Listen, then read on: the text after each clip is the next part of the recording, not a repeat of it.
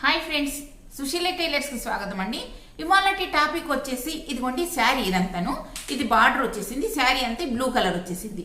అలాంటప్పుడు మనం బ్లౌజ్ ఎలా స్టిచ్చింగ్ చేసుకోవాలి అని అంటే ఇదిగో చూడండి, మనకి బ్లౌజ్ అనేది లుక్ బాగా రావాలంటే ఇది పింక్ కలర్ బ్లౌజ్ వచ్చేసింది. చూడండి ఇలా ఈ పింక్ కలర్, దానికి పింక్ కలర్ ప్లేన్ లేకుండా అంటే మనకి ఇక్కడ గోల్డ్ కలర్ది ఇదంతా ప్రింట్ వచ్చింది లేండి. కాకపోతే మళ్ళీ ఇలా బ్లూ కలర్ దాంతో పైపింగ్ వేసుకుంటే చాలా బాగుంటుంది. చూడండి, మీకు చూడడానికి కూడా ఎంత అందంగా ఉన్నదో చూడండి. మనం ఒకవేళ కస్టమర్స్ కుట్టినా కూడా ఇలా కుట్టినమని అనుకోండి, డబ్బులు ఎక్కువ తీసుకున్నా కూడా మనకు పర్వాలేదు. అబ్బా సరే బాగుంది, బ్లౌజ్ చూస్తుంటేనే బాగుంది, అట్రాక్షన్గా ఉందని చెప్పేసి మనకు డబ్బులు అన్నంత డబ్బులు కూడా ఇస్తారు.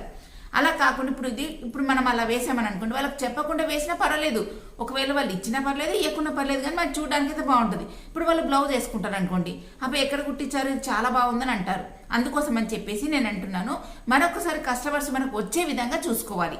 అలాంటప్పుడు మనం ఇది నేను బ్లూ కలర్ దాంతో పైపింగ్ వేశాను. ఇక్కడ హ్యాండ్స్కి వేసుకున్నాను, నెక్కు వేసుకున్నాను. ఇదిగోండి ఇక్కడ మళ్ళీ ఇదిగోండి నడుం భాగానికి కూడా ఇది మన నడుం బెల్ట్ వేయకుండా ఇలా పైపింగ్ వేసుకున్నాను. అప్పుడు మనకు పని కూడా ఈజీగా అయిపోతుంది, ప్లస్ మనకి ఇది చూడడానికి కూడా చాలా బాగుంటుంది. మళ్ళీ ఇంకొకటండి, హ్యాండ్స్ జాయింట్ చేసేటప్పుడు ఇక్కడ మొత్తమును ఇదిగోండి ఇక్కడ మనం హ్యాండ్స్ జాయింట్ చేసుకునేటప్పుడు చాలా మంది పొరపాటు చేస్తుంటుంటారు. ఏంటంటే కొత్తగా నేర్చుకున్న వాళ్ళకి చెప్తున్నానండి. అంటే ఇదిగో చూడండి, ఇప్పుడు స్టిచ్చింగ్ అనేది ఇలా రావాలి. మనకు హ్యాండ్ అనేది ఇప్పుడు ఇక్కడికి వచ్చినా కొలది కొంచెం ఇలా మనకు కొంచెం ఇటువైపు రావాలి. ఎందుకంటే మన హ్యాండ్స్ ఇక్కడ మనకి ఇక్కడ లావు ఉంటాయి కదా, ఇప్పుడు ఇక్కడికి తేడా ఉంటుంది కదా. ఇప్పుడు స్ట్రేట్గా వేసుకున్నాం అనుకోండి, అప్పుడు బ్లౌజ్ ఏమవుతుంది అంటే హ్యాండ్స్ పట్టేసినట్టు అవుతుంది ఇక్కడ. అలా కాకుండా ఇప్పుడు మనం ఇలా ఇక్కడ నుంచి ఇలా కొంచెం జస్ట్ ఇలా తీసుకోవాలి. మీకు స్టిచ్చింగ్ కనిపిస్తుందో లేదో, ఇదిగోండి ఇలా తీసుకోవాలి. జస్ట్ ఇలా తీసుకుంటే అప్పుడు హ్యాండ్స్ అనేది మనకు చక్కగా వస్తుంది. ఇదిగోండి ఇలా ఫిట్టింగ్ అనేది చాలా బాగుంటుంది. అందుకోసమని హ్యాండ్స్ మనం స్టిచ్చింగ్ చేసుకునేటప్పుడు జాయింటింగ్ అనేది కూడా ఇదే విధంగా వేసుకోవాలి.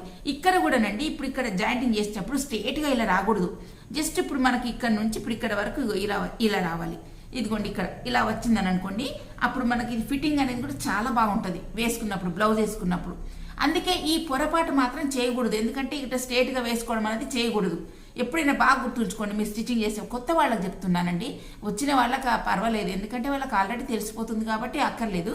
కొత్తగా నేర్చుకున్న వాళ్ళకి కొంచెం కన్ఫ్యూజ్ అయిపోతారు. అందుకోసం అని చెప్పేసి వాళ్ళ కోసం చెప్తున్నాను. ఇదిగోండి ఇలా వేసుకోవాలి మన స్టిచ్చింగ్, అప్పుడు మనకు చాలా బాగుంటుంది. ఎందుకంటే ఇప్పుడు స్టిచ్చింగ్ అంతా ఫిట్టింగ్ బాగుంటుంది బ్లౌజ్.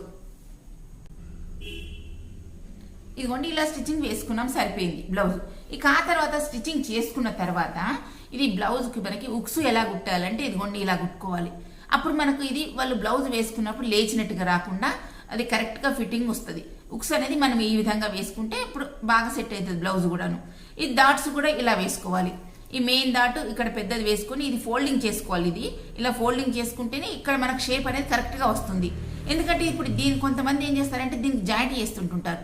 అలా జాయింట్ చేస్తే అప్పుడు అలాంటప్పుడు ఏమవుతుందనంటే ఇప్పుడు మనకు ఇదిగోండి ఇప్పుడు ఇలా జాయింట్ చేయకుండా మనం ఇలా ఫోల్డింగ్ చేసి ఇలా వేయాలి. ఇలా వేసినప్పుడు మనకు షేప్ అనేది కరెక్ట్గా వస్తుంది, ఉబ్బెత్తుగా వస్తుంది. అంటే అప్పుడు మనకు చెస్ట్ అనేది ఇందులో ఫిట్టింగ్ చాలా బాగుంటుంది. ఇప్పుడు దీనికి జాయింట్ చేసామని అనుకోండి, అప్పుడు మనకి ఇది ఉబ్బెత్తుగా రాకుండా చెస్ట్ అనేది పట్టేసినట్టు అవుతుంటుంటుంది. అందుకోసం అని చెప్పేసి అలా వేయకూడదు. ఇప్పుడు ఇలా ఫోల్డింగ్ చేసి ఇలా స్టిచ్చింగ్ చేసుకోవాలి. మెయిన్ దాటుకు ఇలా చేసుకోవాలి. ఇక ఇవి ఉక్సులు అయిపోయాయి చూడండి. కాజాలు కూడా చూపిస్తాను చూడండి. ఈ కాజాలు కూడా ఇదిగోండి ఇక్కడ వైపు వేసుకోవాలి.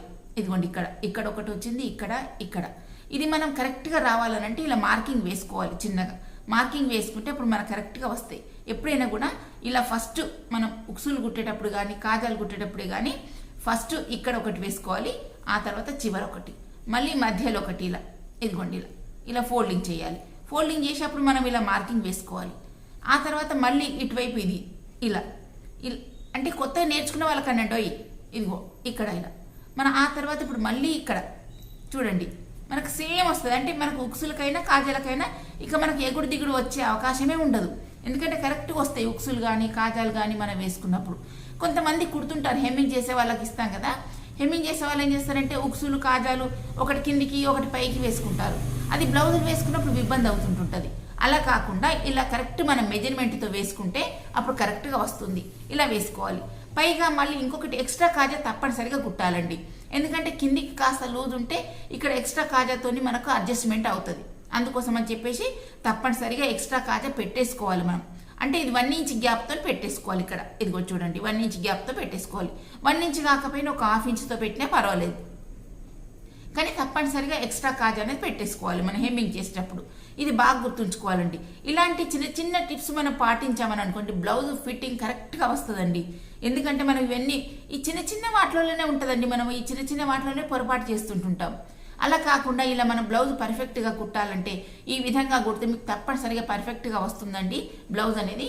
ఓకే ఫ్రెండ్స్, మా వీడియో నచ్చినట్టయితే మీరు లైక్ చేయండి, షేర్ చేయండి, సబ్స్క్రైబ్ చేయండి. Thank you.